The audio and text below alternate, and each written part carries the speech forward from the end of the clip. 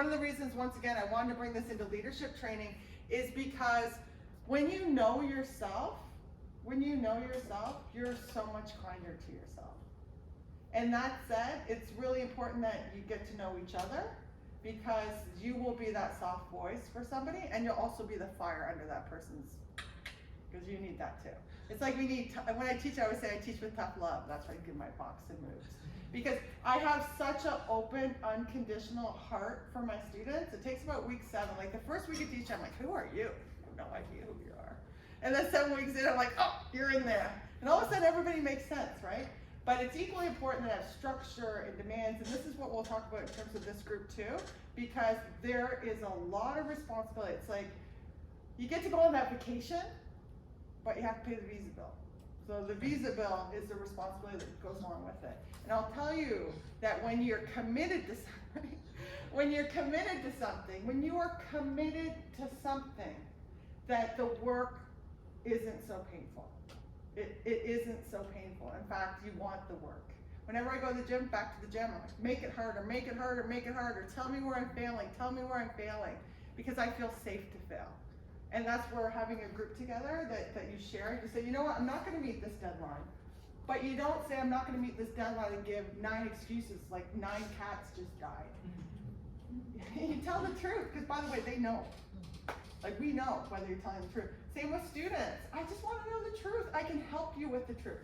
And that's okay too, because that's what makes it real. So part of self-leadership is emotional self-awareness, accurate self-assessment.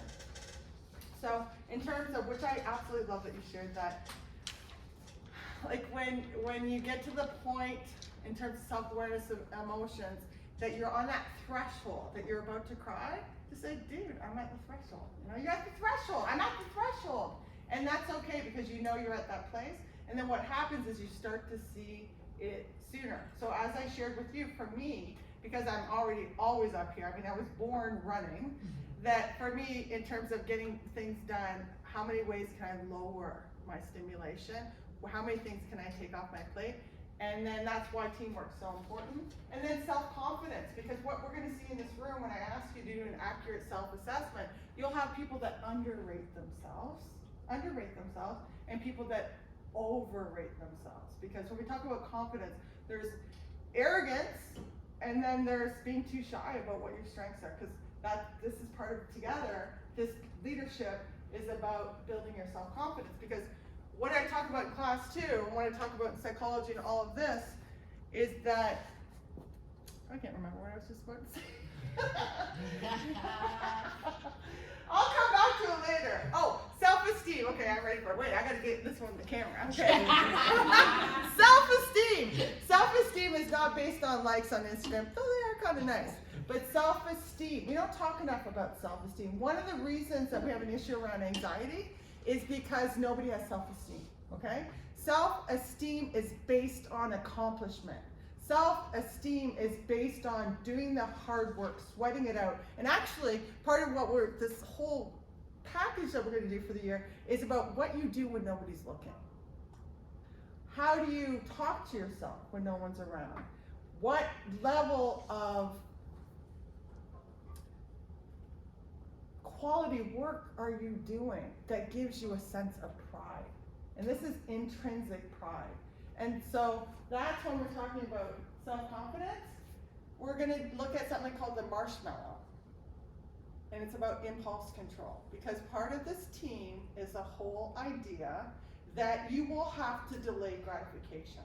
And what delayed gratification means, that you're willing to give up 4 Saturday nights to stay in, to get the work done, because of the impact it's going to have on the student population. So when we talk about student population, and by the way, you may never know the impact you have.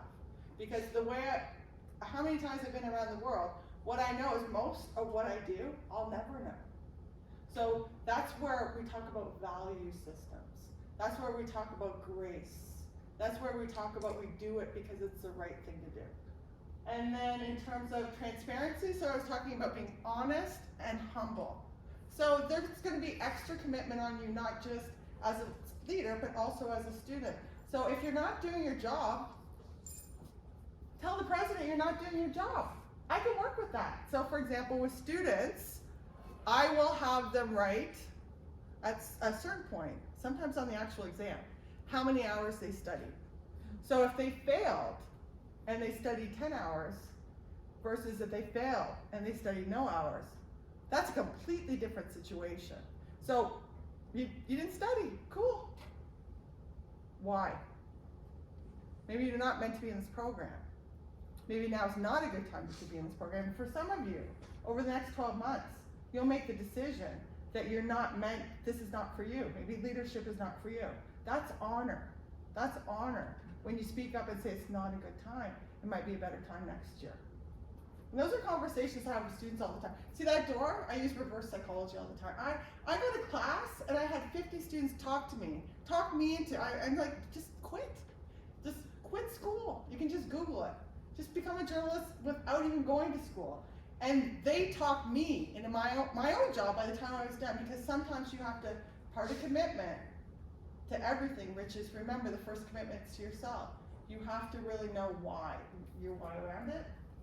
And how adaptable are you? And that's why there'll always be a challenge, and how flexible can you be around that? So Nav shared that when he went into being a student president, because he's been a student leader for a very long time, that he had to be adaptable around his personality. Because I guarantee all of us, our sort of go-to response to things, it works until it doesn't. And when it doesn't work, it's time for a change. So one of the things that I did, I'll share some more resources. I've been running for the drive for 5 years now, 18 publications, and I made the decision last week, like, that's it, I'm done. Because I only have some, I need to move on to something else. And it's okay to move on. It's hard to do something different. How many relationships have you moved on from? You know, you've moved from home. So adaptability, flexibility, and then achievement. So the staff cannot always be managing you. This is self-management. You know, how do you manage yourself? And then how much initiative do you take? So let's go through this quiz right now. And you can say often, so actually, you know what we'll do? We'll take